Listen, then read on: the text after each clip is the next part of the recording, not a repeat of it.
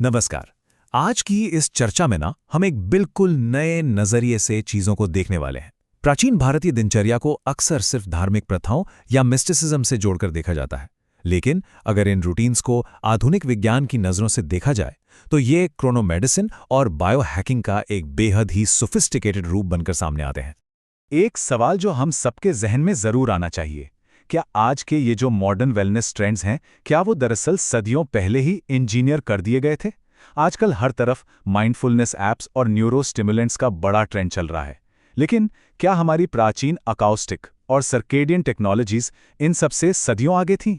आइए इसका जवाब तलाशते हैं। इस पूरे विश्लेषण का फाउंडेशनल फ्रेमवर्क समझने के लिए चलिए पहले दिनचर्या शब्द को डिफाइन करते हैं। दिनचर्या दरअसल एक स्ट्रक्चर्ड डेली रेजिमेन है। इसका मुख्य उद्देश्य ह्यूमन फिजियोलॉजी को हमारे आसपास के एनवायरनमेंट जैसे सूरज की रोशनी और तापमान के बिल्कुल साथ सिंक्रोनाइज करना है। ये कोई रैंडम टाइम टेबल बिल्कुल नहीं है, बल्कि ये एक बहुत ही प्रिसाइज 24 घंटे का बायोलॉजिकल साइकिल है। तो इस बायोकॉग्निटिव इंजीनियरिंग के सफर में हम क्या-क्या कवर करने वाले हैं? पहला, science of the daily routine. दूसरा, वेकिंग अर्ली, ब्रह्म मुहूर्त। तीसरा, मूवमेंट, द सूर्य नमस्कार। चौथा, ब्रेन रीसेट्स, बेल्स और चांट्स के जरिए। पांचवा, डाइजेशन और फ्लोर डाइनिंग। और आखिर में त्रिगुणा, यानी प्राचीन न्यूरोकेमिकल साइकोलॉजी। चलिए बिना देरी किए आगे बढ़ते हैं अपने पहले सेक्शन पर और देखते हैं कि इन डेली रिजिमेंट्स का आखिर साइंटिफिक आधार क्या है। अब यहाँ इस डायरेक्ट कंपैरिजन को देखिए। एक तरफ है दोषा कला, जो बायोलॉजिकल रिदम्स पर आधारित आयुर्वेदिक पीरियड्स हैं, और दूसरी तरफ हमारे आधुनिक सर्केडियन रिदम्स, हमारे बॉडी के इंटरनल 24 आवर क्लॉक्स, जिन्हें दिमाग का मास्टर क्लॉक यानी सुप्राकियाज्मेटिक न्यूक्लियस कंट्रोल करता है। दोनों ही परंपराएं घूम फिरकर एक ही बात कहती हैं, अपने बिहेवियर को नेचुरल लाइट और टेम्परेचर के हिसाब से बिल्कुल अलाइन रखना। आइए थोड़ा आगे बढ़ते हैं और दिन की शुरुआत को समझते हैं। सेक्शन 2, वेकिंग अर्ली यानी ब्रह्म मुहूर्त। सुबह के जो क्रिटिकल फिजियोलॉजिकल मार्कर्स हैं, वो एकदम प्रिसाइज टाइमलाइन फॉलो करते हैं। सुबह लगभग 4:30 बजे ब्रह्म मुहूर्त में जगना, उसके बाद डॉन के समय सूर्य नमस्कार और फिर मिड डे में पित्त काला डाइजेशन। ये साफ दिखाता है कि जल्दी उठना किस तरह हमारी बॉडी के पूरे दिन के एनर्जी साइकिल को एक परफेक्ट किक स्टार्ट दे लेता है। तो अब सवाल उठता है, सनराइज से लगभग 1.5 घंटे पहले उठने के साइंटिफिक फायदे आखिर हैं क्या? खैर, ये समय मेमोरी रिकॉल को जबरदस्त तरीके से बूस्ट करता है और मॉर्निंग मेलेटोनिन को सप्रेस करके दिमाग की नींद उड़ाता है। इस वक्त एटमॉस्फेरिक स्टेबिलिटी से नेसेंट ऑक्सीजन मिलती है, जो सेल्स के लिए एकदम प्योर फ्यूल का काम करती है। और सबसे कमाल की बात, ये हमारी बॉडी के कॉर्टिसोल अवेकनिंग रिस्पॉन्स यानी हमारे नेचुरल इंटरनल अलार्म क्लॉक के बिल्कुल परफेक्ट अलाइनमेंट में होता है। सुबह की इस क्रोनोबायोलॉजी के बाद चलिए आगे बढ़ते हैं सेक्शन 3 पर, मूवमेंट, दिस सूर्य नमस्कार। इसे दिन की शुरुआत का अल्टीमेट फिजिकल और न्यूरोलॉजिकल एक्टिवेशन टूल माना जाता है।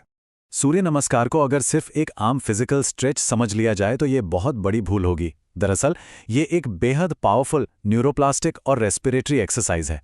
आज के टाइम में हमारे जो ऑफिस डेस्क पोस्चर्स होते हैं उनके बिल्कुल उलट सोलर प्लेक्सस को ओपन करके ये प्रैक्टिस कार्डियोवैस्कुलर एंड्योरेंस बढ़ाती है, सेल्स की माइटोकॉन्ड्रियल एफिशिएंसी को ऑप्टिमाइज करती है और हमारी लंग कैपेसिटी को तो मैसिवली इंक्रीज कर देती है। आइए अब मिड डे की तरफ मूव करते हैं, दिन का वो समय जहां दिमागी शोर या कॉग्निटिव क्लटर को क्लियर करने की जरूरत सबसे ज्यादा महसूस होती है। Section 4, brain resets, bells and chants. Temple bells ये सिर्फ कोई साधारण रिलीजियस सिंबल्स नहीं है, बल्कि ये प्रिसाइज मेटलर्जिकल इंजीनियरिंग का एक मास्टर क्लास है। पंचलोहा एलॉय, जिसमें गोल्ड, सिल्वर, कॉपर, आयरन और लेड शामिल होते हैं, उसको एक बहुत ही खास मकसद से बनाया गया था। कॉपर इसमें स्ट्रक्चरल स्ट्रेंथ देता है, लेड और टिन इसकी अकूस्टिक रेजोनेंस को इंप्रूव करते हैं, और नोबल मेटल्स एक लंबी वाइब्रेशनल स्टेबिलिटी इंश्योर करते हैं। ये घंटियां स्पेसिफिकली हमारे मेंटल नॉइज को तोड़ने और अटेंशन वापस लाने के लिए इंजीनियर की गई थी। कमाल है ना? और पता है, ये बात सिर्फ थ्योरी तक सीमित नहीं है। ओम चैंटिंग की न्यूरोकेमिकल मैकेनिज्म्स पर हुई क्लिनिकल रिसर्च ये प्रूव करती है कि ऐसी कोऑर्डिनेटेड प्रैक्टिसेस दिमाग के लिए एकदम नेचुरल इंटरवेंशंस की तरह काम करती हैं।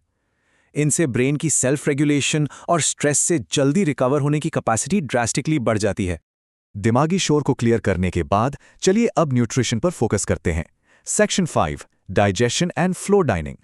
देखते हैं कि आखिर जमीन पर बैठकर खाने से हमारा डाइजेशन किस तरह फंडामेंटली बदल जाता है। फ्लो डाइनिंग का मैकेनिक्स एकदम लॉजिकली सेट है। सुखासन में क्रॉस लेग्ड बैठना, खाना खाने के लिए आगे की तरफ झुकना और फिर वापस सीधे होकर वेगस नर्व को ट्रिगर करना। ये वेगस नर्व हमारी बॉडी का रेस्ट एंड डाइजेस्ट स्विच होती है। ये जो बार बार आगे पीछे होने का मोशन है, ये मैकेनिकली हमारे गट ब्रेन एक्सिस को स्टिमुलेट करता है, जिससे डाइजेशन और एंजाइम सिक्रेशन दोनों अपनी पीक एफिशिएंसी पर काम करते हैं। चलिए अब बढ़ते हैं अपने आखिरी और सबसे दिलचस्प हिस्से पर, जहां हम देखेंगे कि ये सभी प्रैक्टिसेस मिलकर एक विशिष्ट साइकोलॉजिकल स्टेट को कैसे हासिल करती हैं। सेक्शन 6, ट्राइगोना, एंशिएंट न्यूरोकेमिकल साइकोलॉजी। प्राचीन त्रिगुणा पर्सनालिटी टाइप्स और आज के आधुनिक न्यूरोट्रांसमीटर प्रोफाइल्स के बीच के पैरेलल्स सच में आई ओपनिंग हैं। इस टेबल को देखिए। सत्वा यानी प्योरिटी और बैलेंस, इसका सीधा कोरिलेशन सेरोटोनिन और गाबा से है। रजस, जो एक्टिविटी और रेस्टलेसनेस को दर्शाता है, वो डोपामीन और नॉरएपिनेफ्रिन से जुड़ा है। और तमस यानी इनर्शिया और लेजीनेस वहां हावी होता है जहां डोपामीन लो हो जाता है और मेलेटोनिन हाई हो जाता है।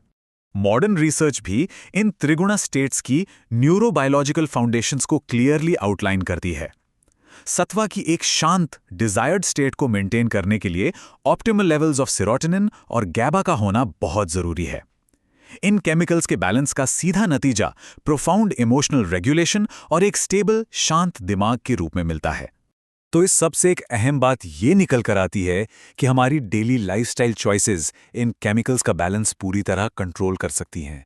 एक तरफ सत्वा है जो सेरोटोनिन और गाबा के जरिए दिमाग में क्लैरिटी और कंपैशन लाता है, और दूसरी तरफ तमस है जहां ऑल्टर्ड ब्रेन फंक्शन की वजह से लिथार्जी और डिप्रेशन आने लगता है। ब्रह्म मुहूर्त से लेकर फ्लो डाइनिंग तक हमारी प्राचीन परंपराओं का हर एक हिस्सा इन्हीं स्टेट्स को नेचुरली बैलेंस करने के लिए ही डिजाइन किया गया था। इस पूरी चर्चा को समेटते हुए चलिए एक फाइनल सवाल पर गौर करते हैं। क्या आज के इस मॉडर्न कॉग्निटिव ओवरलोड यानी रोजाना की दिमागी थकान और स्ट्रेस का सबसे अच्छा इलाज उन्हीं प्राचीन बायोलॉजिकल अलाइनमेंट्स में छिपा है? सच में ये वक्त है इस बात को समझने का कि सदियों पुरानी ये सिंक्रोनाइजेशन टेक्निक्स आज के इस तेज दौर में सस्टेनेबल मेंटल वेलबींग हासिल करने की सबसे असरदार कड़ी साबित हो सकती हैं। सोचने वाली बात है ना?